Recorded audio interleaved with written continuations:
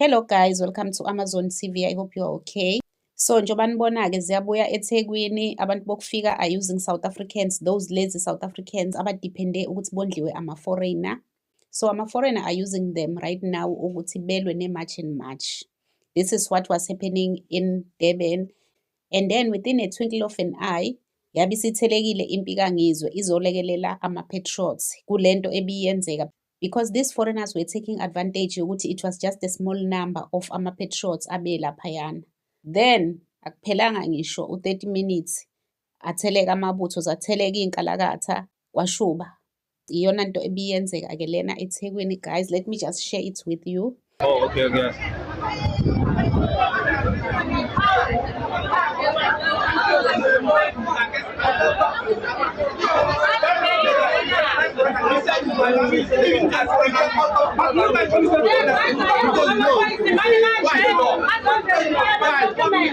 Then we can start the war. They're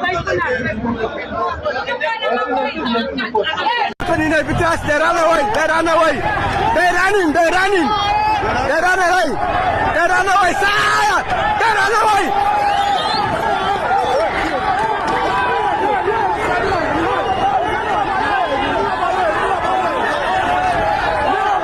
They're running away! Yeah! They're running away! Sire! They come and disrupt the business, yes! They catch them! Yeah, no more now, come and disrupt the business here now! So as you can see, ama-foreigner took advantage of a small group of March and March ebihamba emgwaqeni izama ukwenza i-clean up as uwazi ukuthi nowadays vele i-March and March is cleaning all the streets of Durban. So those foreigners who are owning shops there, they decided to use these South Africans abahlala lapha emgwaqeni abasebenza khona. I don't know if ilaba baba-user to sell ama-powder, to sell all these things, or to go and they unalive people, because they use them now to attack these guys. And you know ukuthi especially during the week kuba abantu besifazane isikhathi esiningi. So these foreigners, they took advantage of that ukuthi bayabona namhlanje ukuthi abekho ngizwe, abekho phakela umthakathi. They took that advantage.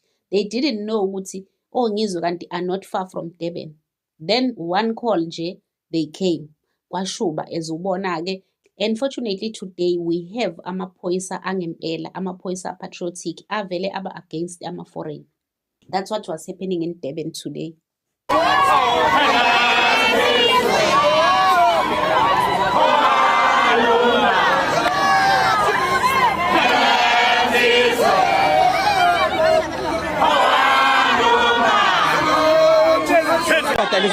Bona sebelwana abantu futhi bakube yabo. I-problem ilapho manje. Babona futhi ngebehole bona ngoba nakho kuseqale. So i-problem manje sekulabantu abamnyama abamnyama. Iblo security company leyo. Ayabona abantu abagadayo nje bagada lezitulo zabantu bokufika. Mayona i-problem isikho. Bahlanya nje yabona ngamasheke. Yona sithi lo ozosuka. Khona yedwa la mhlawumbe ngathi uyena baphethu.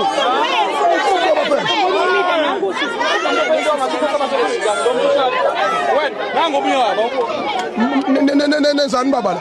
Okay. Kahle into esiyenza la emgaqweni sisebenzisana nezitolo siphinde sikooperate ubugebengu emgaqweni. So ukwenza kwethu kanjalo kuthe mase kusuka lento emashi ngoba besithini esikhathi idolo. Uthe mase lento emashi sasezama ukuthi ikorridor zamakwerekwere. Akhona nemthethweni amakwerekwere. Kukhona semthethweni akhona ngemthethweni. Manje ke nikhatha zonke kodwa ngiyangithi. Manje vula amakwerekwere hambe ke manje asesidakole enough. Asesidakole enough amakwerekwere. Hayi amakwerekwere phansi. Angithi yabona-ke this guy is one of those people ebebelwa who were fighting with March and March. Because right now babona ongizwe, they are now against their friends ama-foreigner.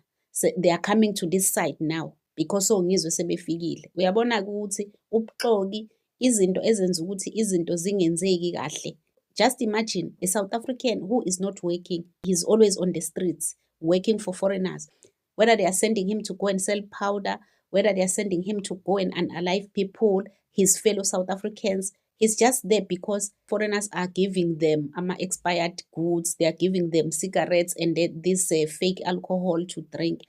That is why they are fighting their fellow citizens. indaba yokuqala fusek nani nemikhathayo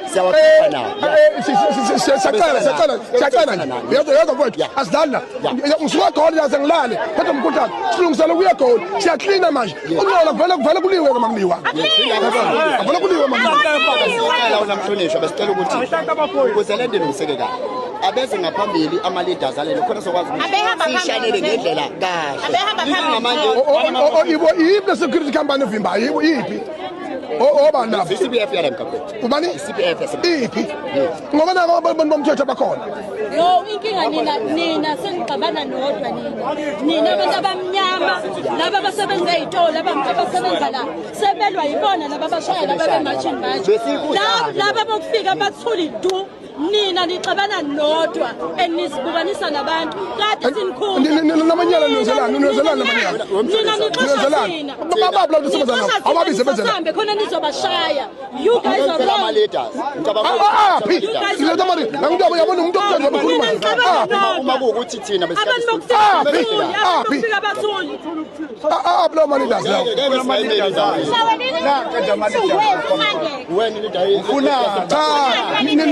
nenzani ngifuna laba nibaphethe nini ini wrong nje njengoba umuntu omthetho esho nje ni wrong nini ni wrong nizophazamisa isystem no asiphazamisa niyaphazamisa isystem esemthethweni asebenzanga ngokufana fanele ni-understand bafo kodwa ma uzama ukuba into osebenza nabo ngoba senabakini negcineni yabo niyenzelani leyo niyenzelani niphazamiselana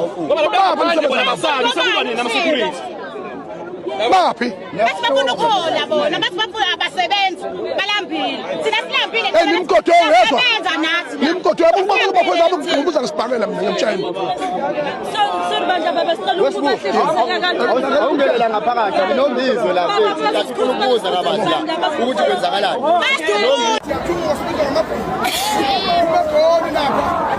lapha mine-evidence kufunekele iyoprezentwa